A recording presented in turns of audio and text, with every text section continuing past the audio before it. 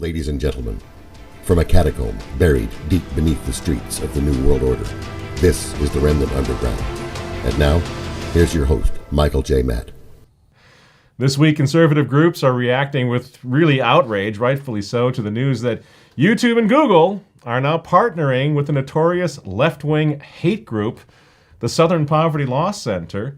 Now, this is an effort to identify and ban extremist content, hate content on YouTube, okay? Now, YouTube has this new program that's called the Trusted Flaggers program. And what it does is it polices the video sharing website, YouTube, for hate content. And now who's topping the list of trusted flaggers? Why, none other than the Southern Poverty Law Center and the Anti-Defamation League, of course. The the totally discredited SPLC, Southern Poverty Law Center, has labeled plenty of conservative groups hate groups, including, of course, us, the Remnant, the American Family Association in Washington, D.C., a number of conservative pro-life groups, even the Secretary of Housing and Urban Development in the Trump administration, Dr. Ben Carson, has been labeled a hater by the infamous Southern Poverty Law Center. So it should come as no surprise, no wonder, that some pretty high-profile YouTubers, such as Paul Joseph Watson, for example, have been demonetized by YouTube just in the last year. Lots of folks are being demonetized, and lots of people's videos are disappearing. Google insiders admitting they game the algorithm to bury search results. And YouTube. Oh, let me tell you about YouTube. 1 week after they empowered the ADL to police hate speech on YouTube, 1 week after I warned they would use this to target us, mass flagging and mass demonetization of pro-Trump accounts across the board. Some people saying 95% of their videos have been affected. Diamond and Silk talking about bringing a class action lawsuit against Google. I just looked and YouTube has literally demonetized every single video I ever made about Islam. They even demonetized a video of me criticizing modern art. We've got to stop being completely dependent on these far lefties if there's going to be any hope of an actual conservative voice online in the future. We've got to take some steps. We can't just sit here and wait for it to happen. You can see it's happening to a lot of other people.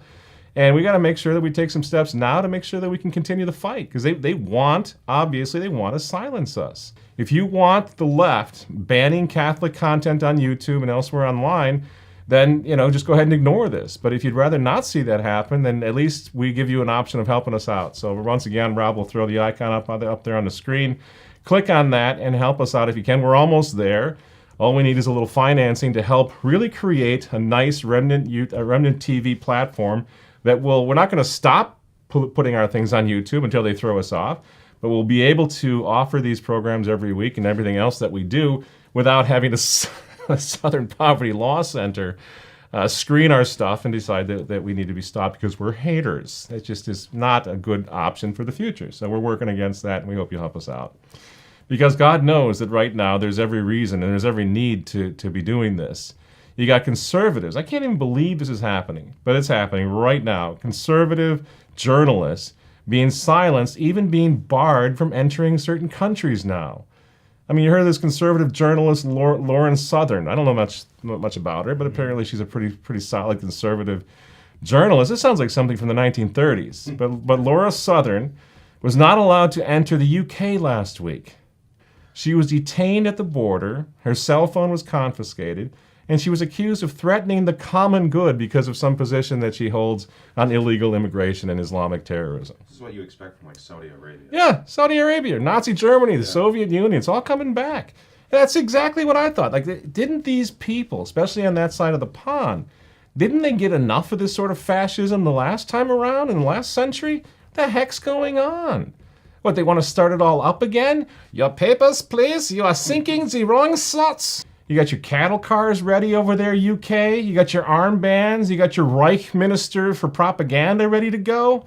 I mean, this is absurd. It's incredible. Speaking of propaganda now, the Vatican is kind of into propaganda lately. A lot of it. Vatican was caught red-handed disseminating a little of their own propaganda this week. Here is Laura Ingraham and Raymond Arroyo 2 nights ago talking about this breaking now Vatican fake news story. Check it out. And now That's the Vatican, a little odd, don't you think? Well, the Vatican is embroiled now in its own difficulty. Today, the news came out, and this is a big blunder, black eye for the Vatican. There was a letter they released, we'll put a picture of it up, from Pope Benedict affirming that Pope Francis and he are in continuity, internal continuity. Oh, so no doctrine is changing. Don't worry. Right. There's no change coming. There's But see that letter they released? Yeah. They smudged out the end of it so you couldn't read what was next. What people don't realize is those 11 books of theology that you see on the right-hand side of your screen, this was designed to bolster Pope Francis's theological heft. And here you have Pope Benedict saying, we are in continuity.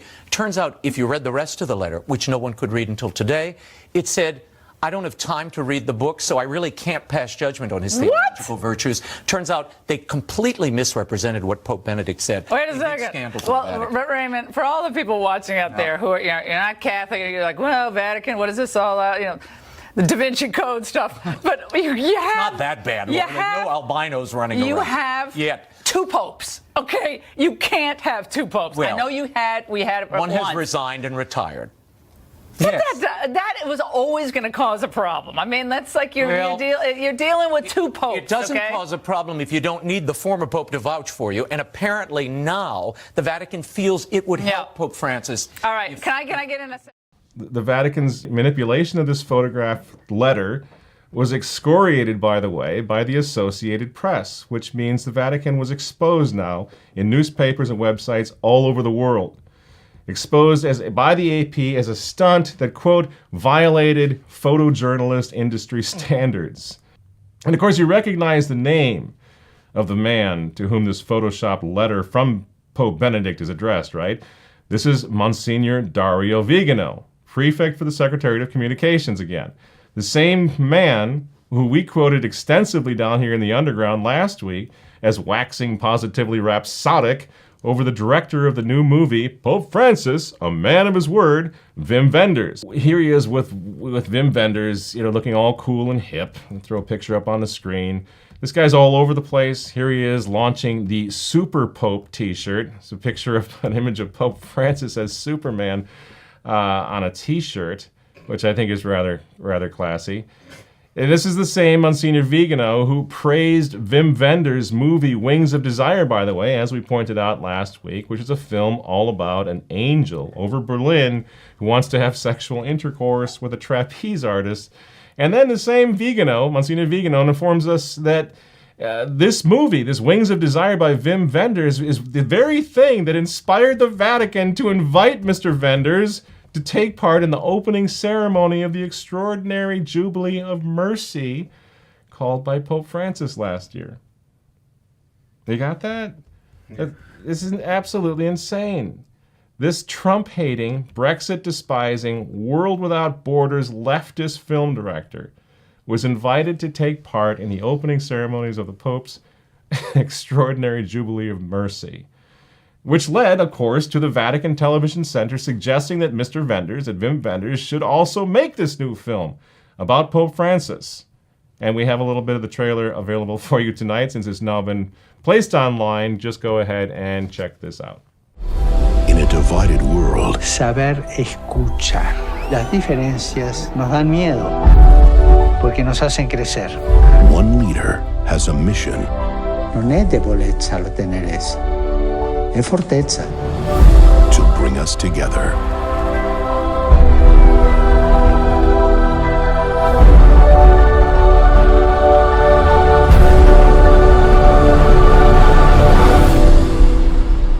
Abbiamo tanto da fare e dobbiamo farlo insieme.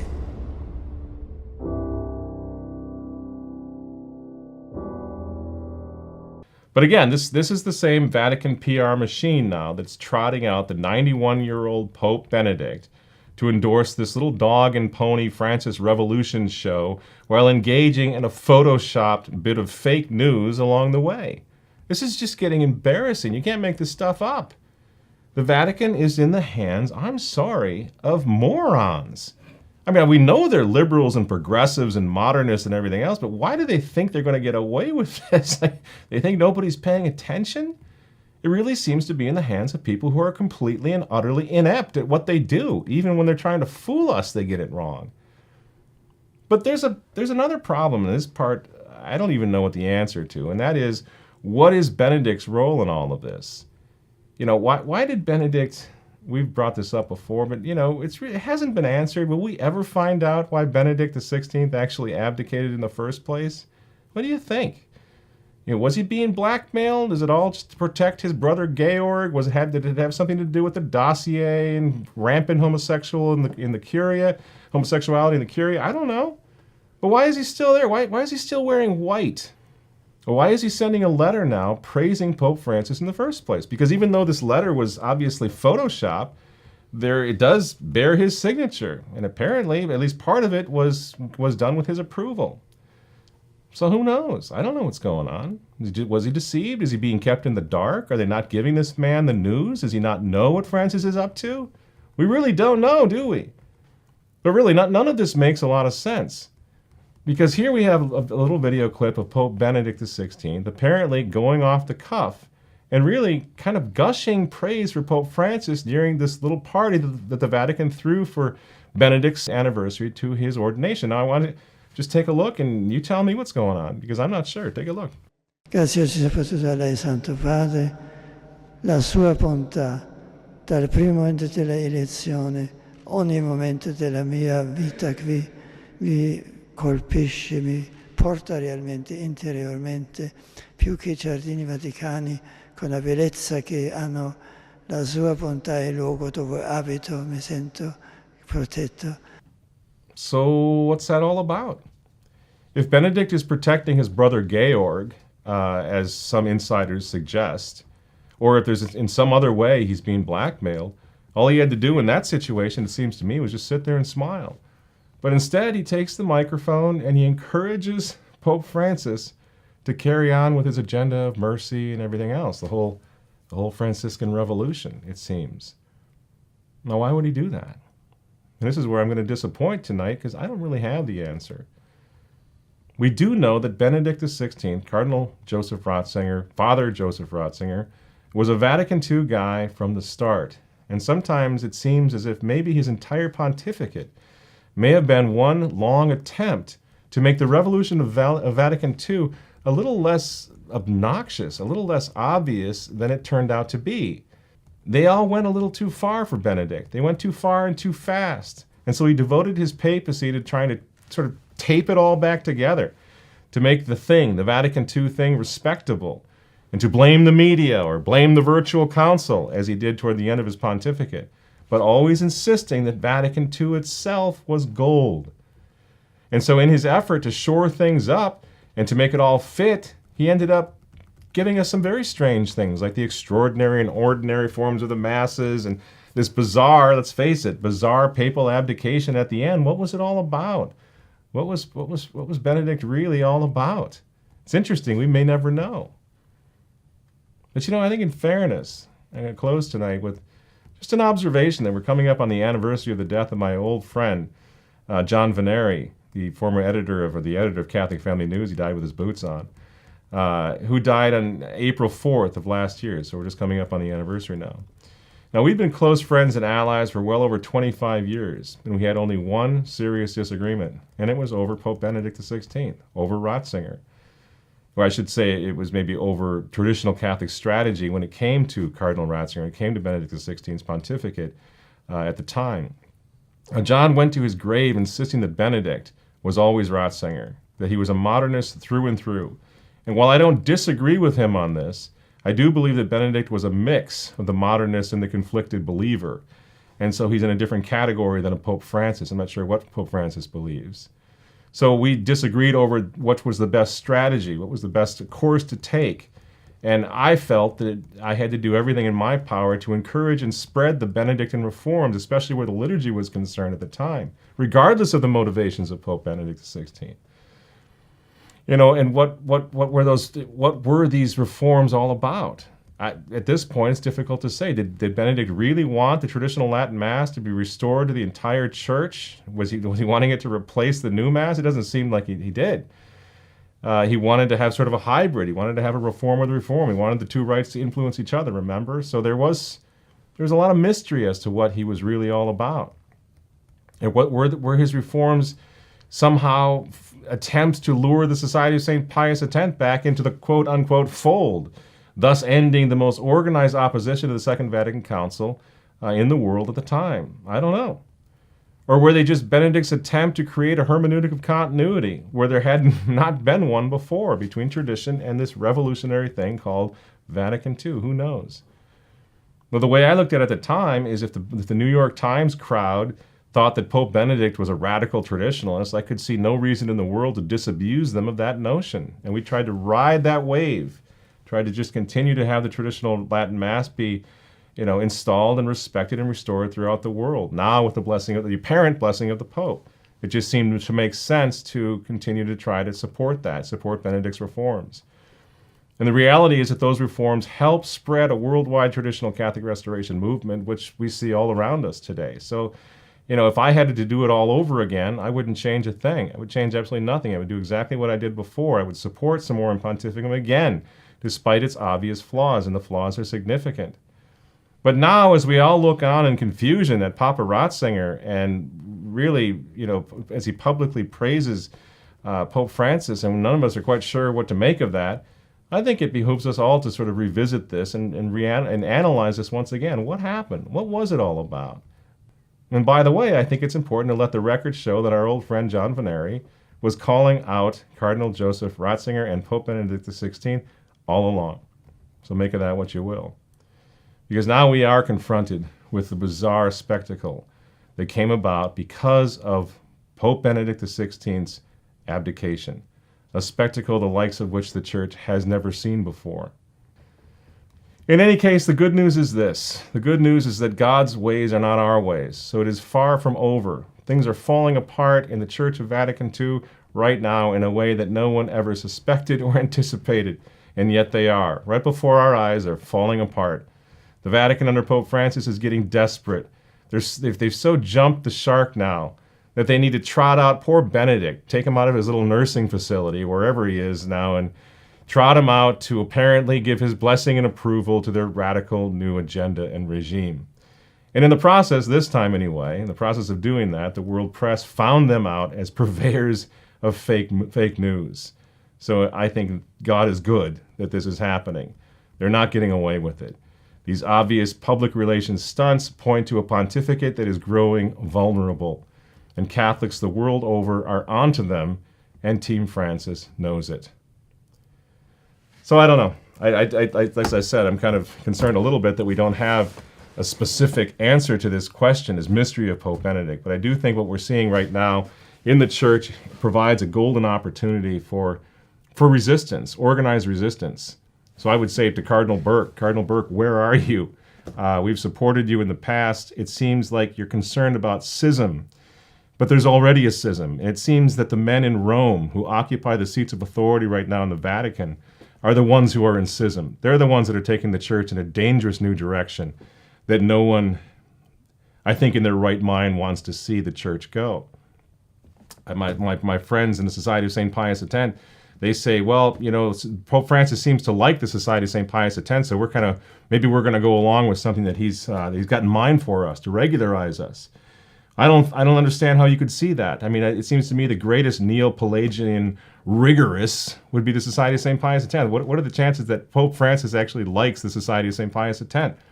I mean, I'm as concerned over the question of schism as anyone else, but right now, again, who are the schismatics? Who are the heretics? It certainly isn't the Society of St. Pius X. So I would say what an interesting prospect it would be if we had full-throated resistance to this man. Where is it? Whether it's Cardinal Burke or Bishop Fellay, where is it? Where are the churchmen who have the faith to stand up and say, we resist? But where are you, Bishop Fellay? Isn't it possible that you could lead us in resisting this most dangerous pontificate in the history of the Church? Lead us in resisting him to try to stop Pope Francis. What would happen, folks, if Bishop Fellay and the other bishops of the society and well over 600 priests were to issue a statement tomorrow accusing the Holy Father of the heresy or of teaching that which savors of heresy, at least in Amoris Laetitia, what if they were to come out tomorrow and say, we resist? We will not go along with this. It's become a fantasy of mine. Well, maybe we should begin talking to our priests and bishops, the ones that we know are solid and orthodox, and beg them to do it. Promise them that we will follow. Because right now it looks like Rome is doing exactly what Our Lady of La Salette predicted, is losing the faith. What's the next step? Is it going to be become the seat of the Antichrist, or what? What's holding back the good priests, the good bishops, from leading an organized and respectful resistance to the occupiers in the Vatican right now, who are out of control? I think we need to pray about this, and we need to respectfully encourage our churchmen to lead us in resisting the regime, the modernist, postmodernist, for heaven's sakes, regime of Pope Francis and his little revolutionaries in the Vatican. I'm Michael Matt for the Remnant Underground, and we'll see you next week.